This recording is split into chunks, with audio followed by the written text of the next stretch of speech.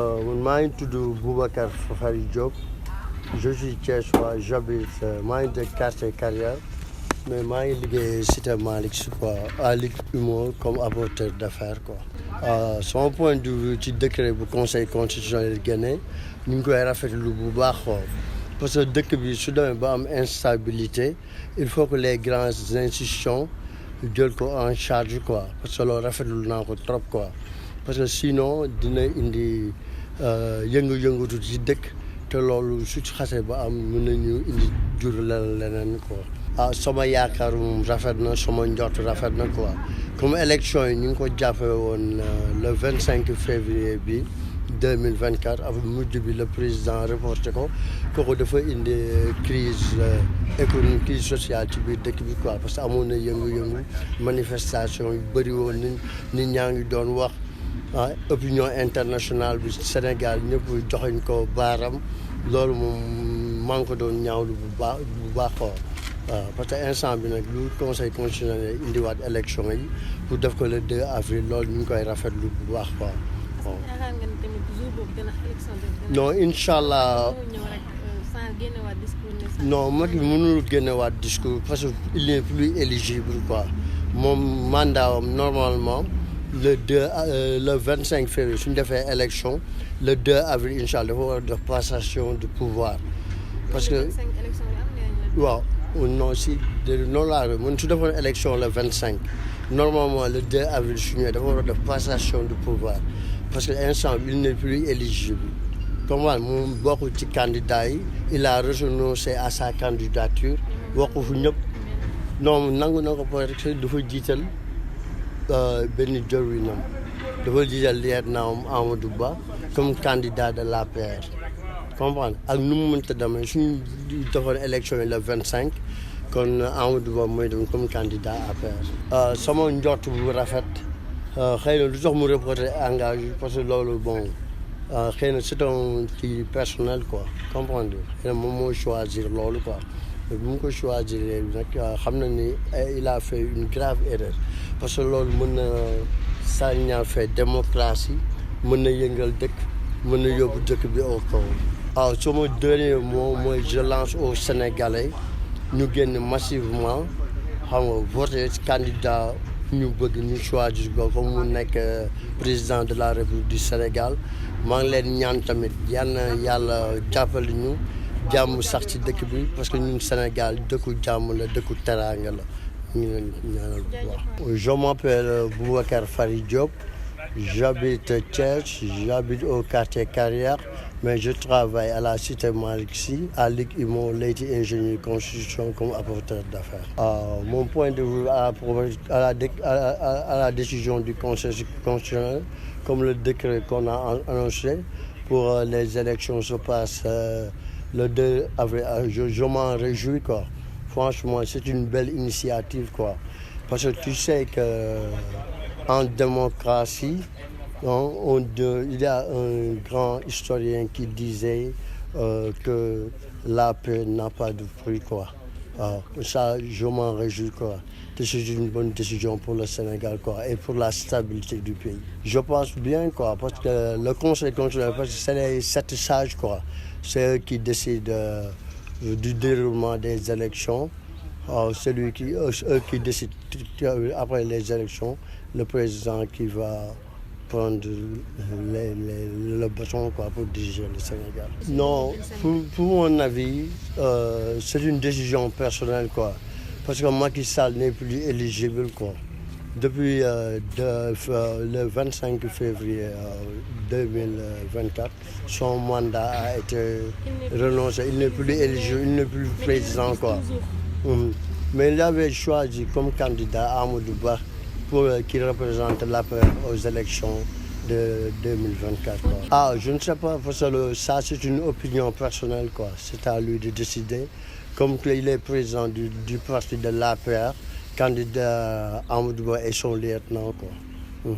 Mon venir que je lance quoi. Je veux que tous les Sénégalais se rassemblent, qu'ils se regroupent, qu'on demande Dieu de nous donner la paix hein, la confiance, la stabilité, la joie de vivre. Parce que nous les Sénégalais, c'est un pays de talent.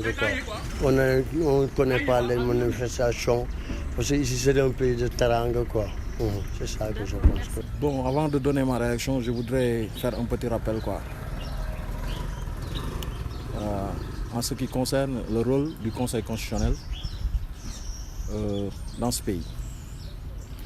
Je pense que cette décision répond à l'attente de la majorité des Sénégalais qui, aujourd'hui, ont marre donc de cette situation plus ou moins tendue dans ce pays. Il y a un temps à la politique, mais il y a un temps aussi à la réalité. Et je pense que la Constitution a restauré au droit sénégalais sa vraie valeur.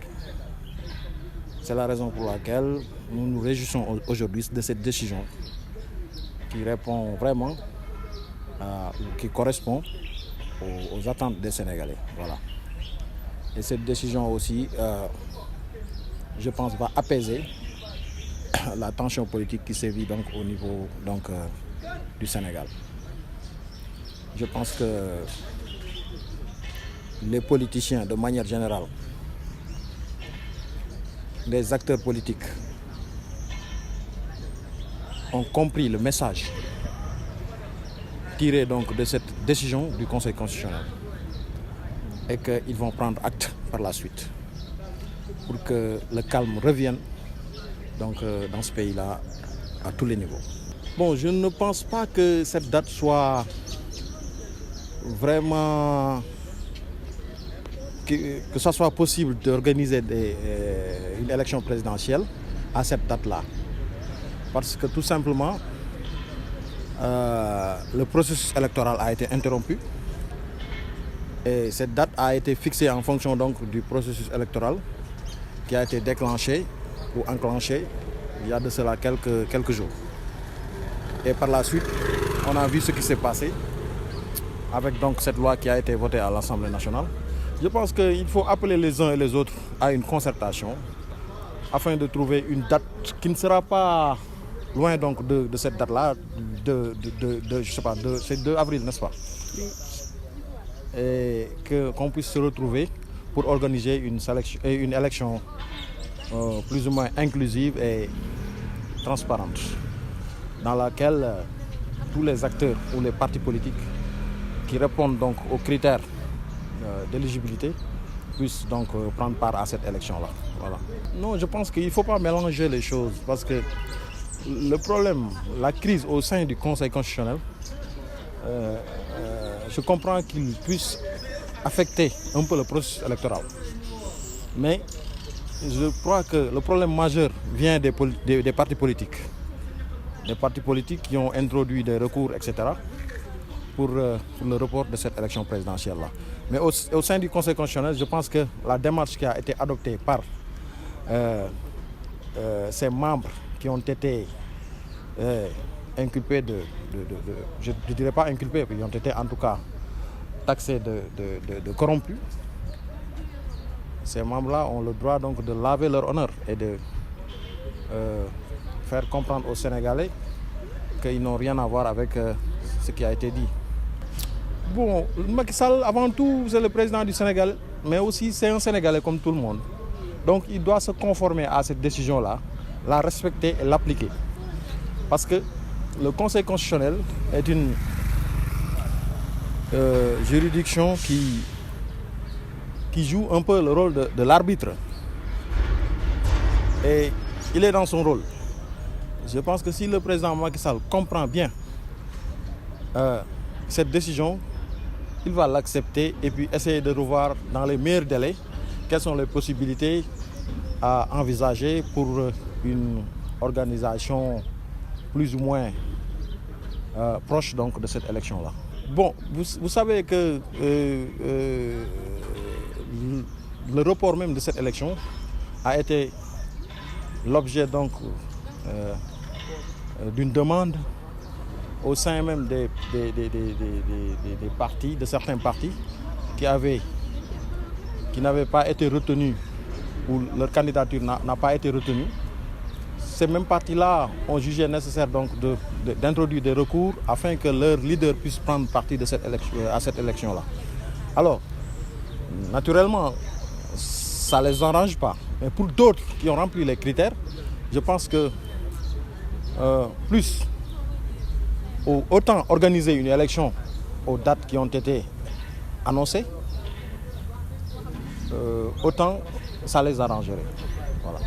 li ma ci mën a wax ci décision bi conseil constitutionnel jël mooy ñoom dañoo def rek seen wareef ndax ñoom dañ leen fi teg ngir ñuy saytu yoon lépp loo xam ne méngoo na ak yoon ñu dëggal ko lu méngoowul ak yoon ñu dàq ko ba tax na lii ñu jël ci dogal ni élection yi ñu toxal ñoom ànduñu ci ak yeneen ba jox dëgg ñenn ci wujje gi loolu man dama ciy kontaan en tant que sénégalais waaye it loolu ab jàngat la boo xam ni day wane ni rek dëkk bi am na yoon daal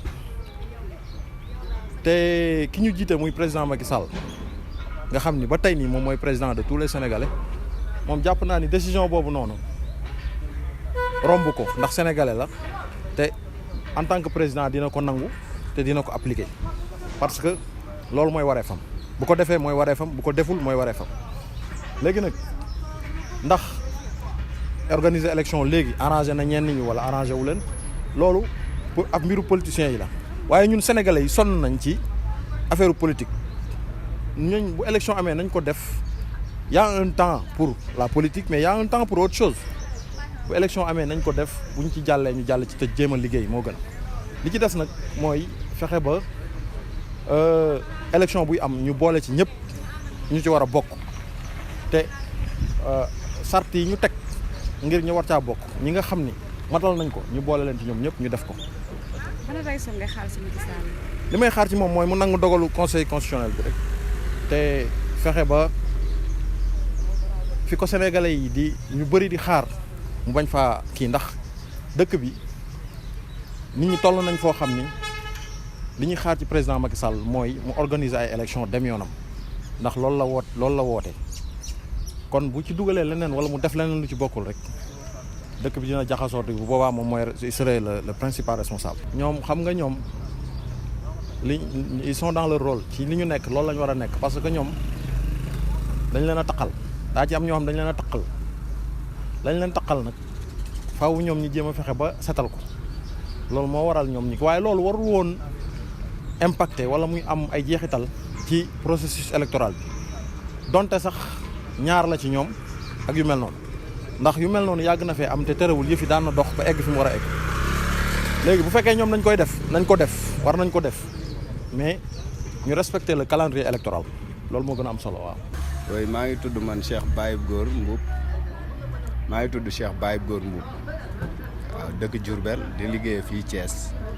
waaw kon man damay sant conseil constitutionnel bi nga xamante ni moom moo ñu indi li nga xamante moo ñu defal li nga xam ne moom lañ bëgg ndax Sénégal nekk na réew moo xamante ni xëccoo gënu ci képp koo xamante ni maanaam yàlla dafa dogaloon nga nekkoon opposition maanaam yàlla dogal nga dem ba yore réew dem ba jëmmi jamono yàlla dogal am ñeneen ñu taxaw ci say tànk maanaam pour war a toog yow fi nga toog maanaam da ngeen di nangu maanaam dem combat ji quoi boo leen combat ji après ku man sa morom dina ndax nit ki bu fekkee ne confiance na boppam wala wóolu maanaam am benn dignité boo xamante ni am na ko ci boppam maanaam war na lépp lu muy seq ak ay moromam rek mu gore ci quoi waaw ndax sunu réew mi jàmm lañ xam jàmm la ñu bëgg di dund à chaque fois ak avancement quoi am na nag ñoo xamante ni maanaam président bi fi nekk arrangé na leen mais am na ñoo xamante ni it arrangé wu leen